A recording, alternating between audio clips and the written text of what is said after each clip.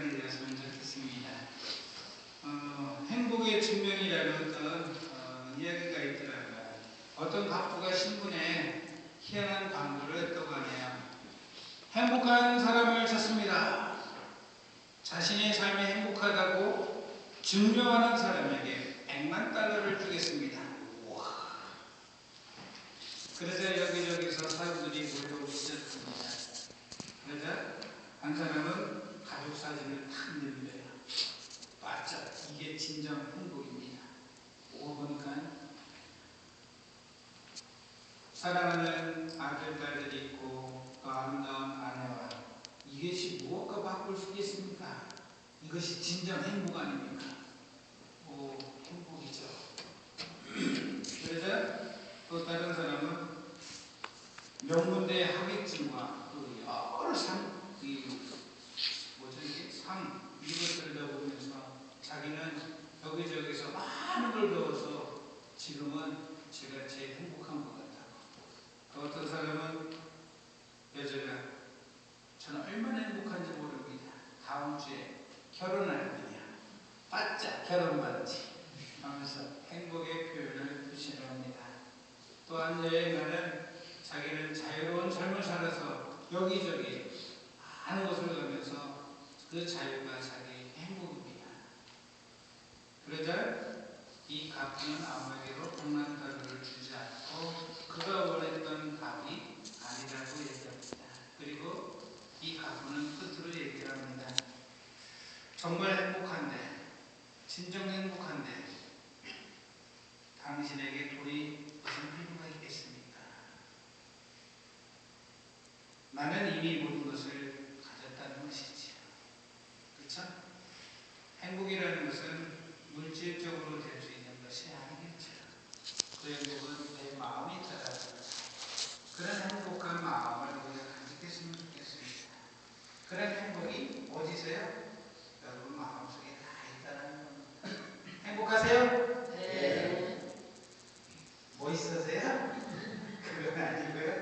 여러분 마음이 행복하면 행복한 마음으로 살게 된다 하네요. 오늘 복음으로 들어갑니다. 예전에 본당 신부하는데 시골 분당에서 어느 할머니께서 할머니 오셨는데 저번 주에 안 오셔서 걱정을 하셨어요. 어디 아프신 줄 알고. 할머니께서 선물 하나 주셨어요. 이야, 뭔가에서 할머니 고맙습니다. 검정 봉지에 줄을 말았어요. 나중에 펼쳐보니까 BYC 양말이더라고요. 새 컬러. 아이고, 할머니 이렇게 고마워가지고. 근데 웬 양말이요? 저번에 신부님이 우리 신자 돌아갔을 때 초상집에 가서 연구할 때 신부님 무릎 꿇었을 때 발바닥에 양말이 빵꾸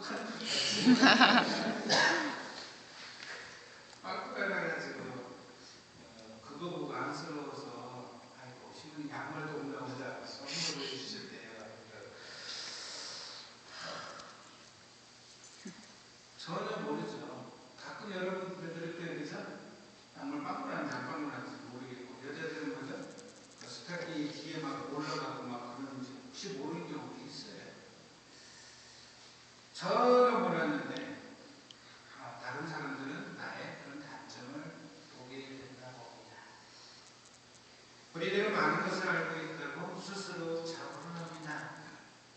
하지만 내가 아는 것이 많을까요? 아니면 모르는 것이 더 많을까요? 여러분 어때요? 아는 것이 많다. 아니면 모르는 것이 많다. 저도 모르는 게 너무 많아요. 한도 끝도 없이. 당연히 모르는 것이 더 많습니다. 아무리 공부를 많이 한다 해도 자기 전공에 대한 공부겠죠. 인생 모든 삶에 대한 것들은 우리는 죽어뜯기도 못 볼 겁니다. 심지어 자기 자신에 대해서도 모르는 것이 더 많다는 것. 그만큼 내 자신이 부족하고 나약하다는 것을 드러내는 증거가 아닌가 싶습니다. 하지만 우리들은 이렇게 부족하고 나약하다는 것을 남들에게 드러내 보이고 싶지는 않습니다. 너무나도 당연한 모습인데 어떻게든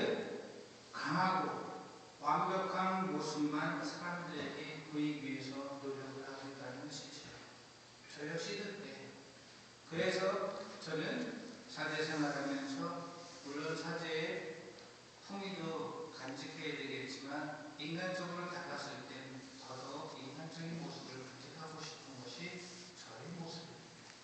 그래서 춤도 추고 노래도 하고 술을 전혀 못 마시는 건 아닙니다. 술도 마실 수 있고요. 주는 음식도 다 먹을 수 있습니다.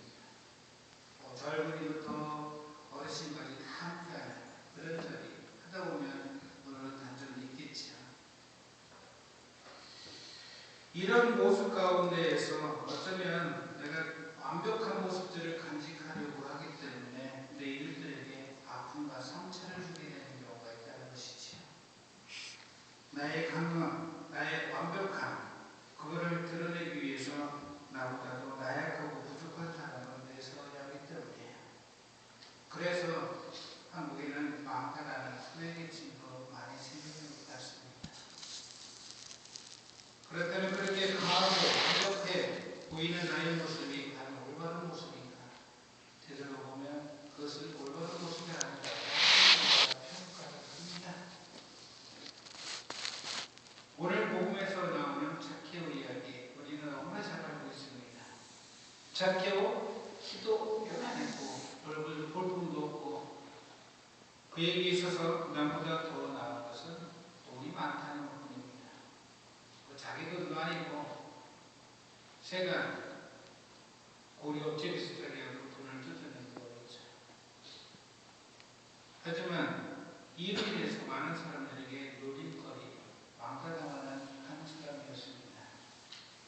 더욱이 로마의 빌부터 살아가는 이 사람은 그 당시에 사람들이 별로 안 좋아하죠.